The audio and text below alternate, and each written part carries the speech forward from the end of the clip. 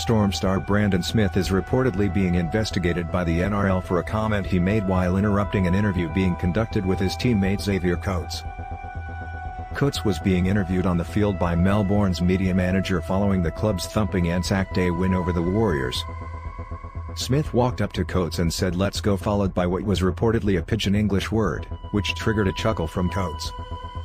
The word has several meanings of a sexual nature and raised the ire of supporters in PNG, according to a report from the SMH's Danny Weideler.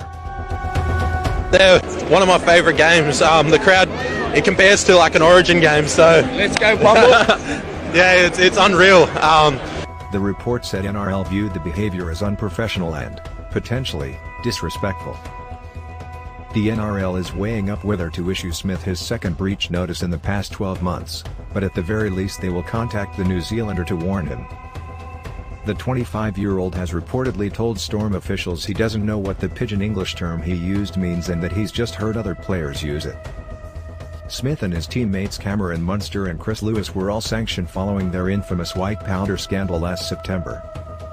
Smith copped a one-game and handed a $50,000 suspended fine for his involvement in the scandal, which the trio said they couldn't remember.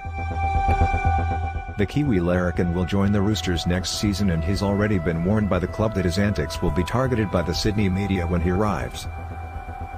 Smith was at the centre of another controversy in December for comments he made on the YKTR podcast, before it was announced he'd signed with the Roosters. In the context it was made just a joke. What does pamuk mean in PNG? The word pamuk is a pidgin term that describes the act of people having sex. Usually the term describes both men and women when they are involved in such acts. Or if you are referring to some as pamuk, this may mean that the person is an adulterous person in that case.